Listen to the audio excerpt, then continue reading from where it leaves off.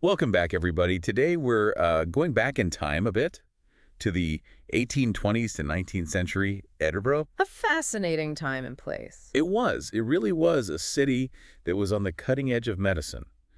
Um, but there was also this really dark secret lurking beneath the surface. Yeah, you had all this incredible medical advancement happening, but at the same time, dissection was a huge taboo. A real problem for these ambitious medical students and professors. Absolutely. They needed bodies to dissect, to learn, but the only legal way to obtain them was if they were the bodies of executed criminals. And let's just say there weren't nearly enough criminals to satisfy the needs of the medical community. Leading to a very macabre black market for corpses. Yeah, grave robbing became a real issue. Supplied by resurrection men, as they were called. Ghoulish.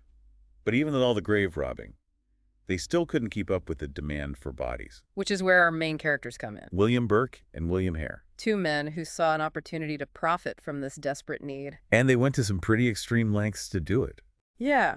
I mean, it's a fascinating case study, isn't it? Oh, absolutely. I mean, how do two seemingly ordinary guys just trying to make a living go so far off the rails? Right. They were working-class immigrants running a boarding house, dealing with the usual tenant troubles, financial struggles, just trying to scrape by. And then one incident changed everything. One tenant's death, to be exact. A guy named Donald, an old pensioner who died owing them rent money. Burke claimed that they hoped the parish would take care of the burial.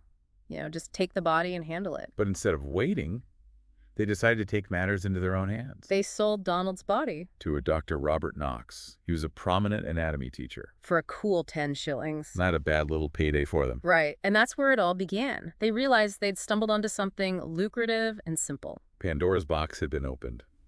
From there, it was a slippery slope. I mean, think about it. This is a city with limited forensic capabilities. Death could be quite profitable. They developed this method of murder that later became known as Burking. Which left no visible marks on the victims. It involved suffocating their victims. Often after getting them drunk. And in an era with, pretty rudimentary autopsies, the cause of death could easily be misattributed to natural causes. And the victims. These weren't random targets.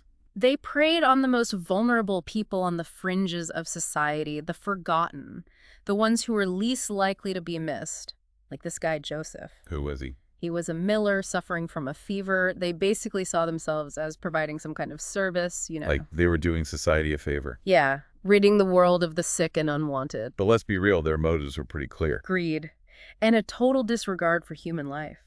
They murdered a young woman named Mary Patterson. Tell me about her. She was known for her beauty, and her death really highlights the darkness at play. What happened to her? Burke took her and a friend out drinking, got them drunk, and when the friend left, he murdered Mary. But what about her friend? Didn't she report her missing? She did, but because Mary was a working-class woman, the police didn't really investigate. That's awful. It's a stark reminder of how societal biases shape perceptions of justice back then. And here's the really crazy part. Okay, lay it on me. Knox's assistants, they actually recognized Mary's body on the dissecting table. No way. Yep. But instead of raising any questions about her sudden demise, they were so taken by her beauty that they commissioned a portrait of her. That is so messed up on so many levels. I know, right?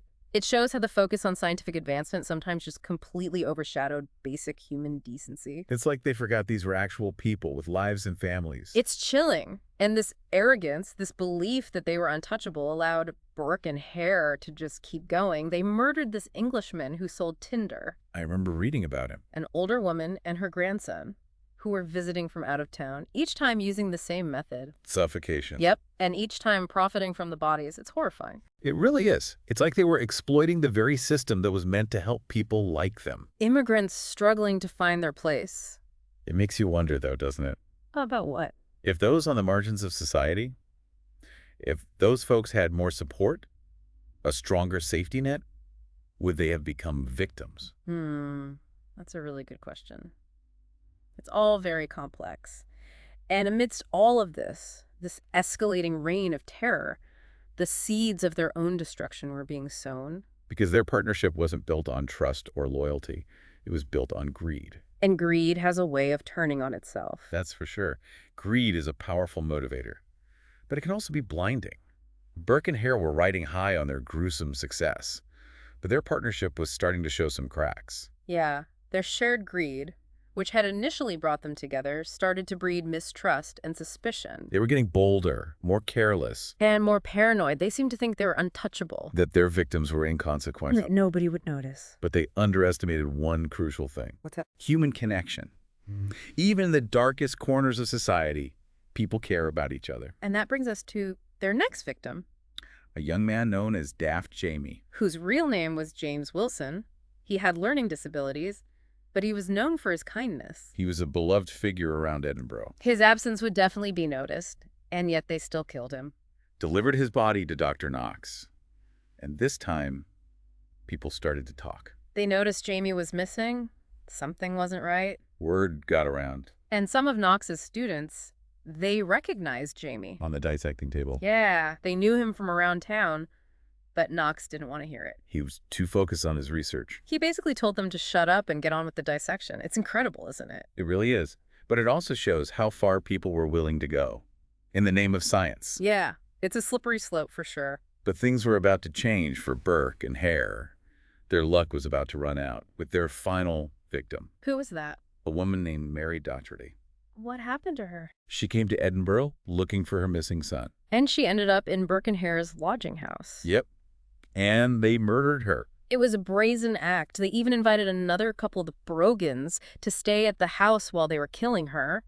Like they weren't even trying to hide it anymore. Right, but the Brogans, they weren't stupid. They noticed things. Bloodstains. Inconsistencies in Burke's stories. Something just wasn't adding up.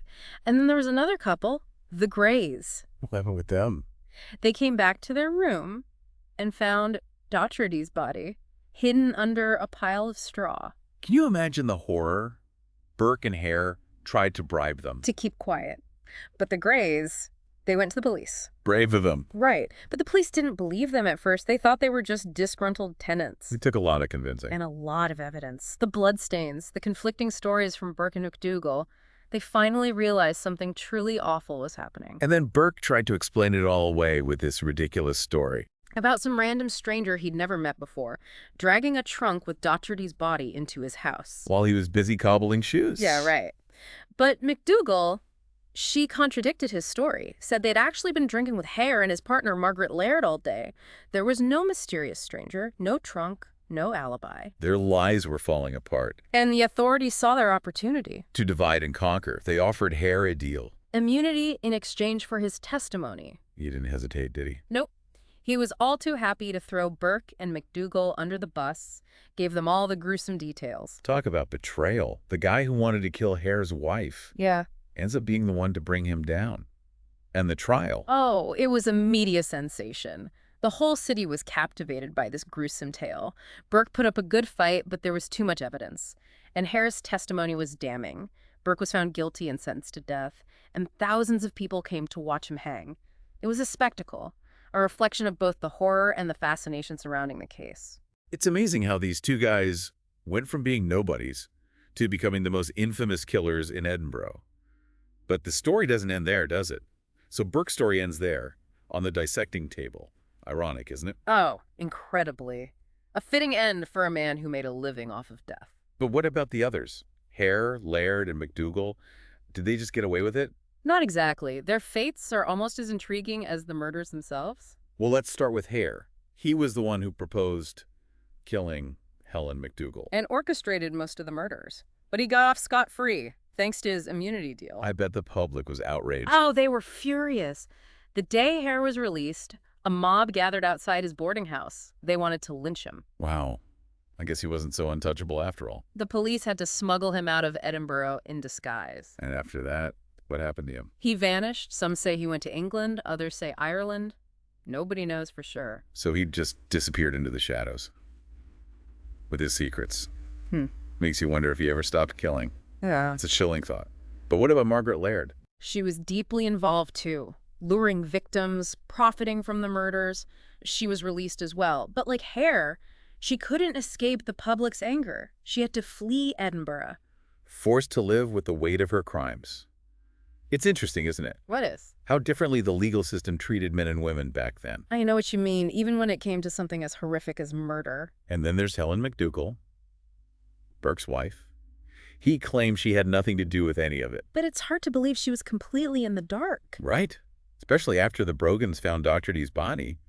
I mean, did she really not suspect anything? I guess we'll never know for sure. Yeah. The court acquitted her. But she couldn't stay in Edinburgh. She was hounded out, just like the others. The shadow of Burke and Hare hung over all of them. It's a reminder that justice isn't always black and white. It can be messy, and sometimes there are more questions than answers. It's easy to get caught up in the sensationalism of a case like this. But we can't forget the victims. They were more than just bodies. They were people. With families and hopes and dreams, lives cut short by the greed and cruelty of two men. Their deaths exposed the dark underbelly of Edinburgh, the desperation, the poverty, the willingness to exploit the vulnerable. It's a story that forces us to ask some tough questions. About the ethics of scientific progress, about social responsibility, about the very nature of humanity. Questions that are just as relevant today as they were back then. The story of Burke and Hare is a cautionary tale, a reminder of what can happen when ambition and greed go unchecked. And it's a story that I think will stay with us long after this deep dive is over. Absolutely. It's a story that haunts you, forces you to look into the mirror and ask yourself, what are we capable of? Exactly. Well, on that note, I think it's time to wrap things up for today. A huge thank you to you for joining me for this deep dive. It was my pleasure. And to all of you listening, thank you for being here. Until next time, stay curious.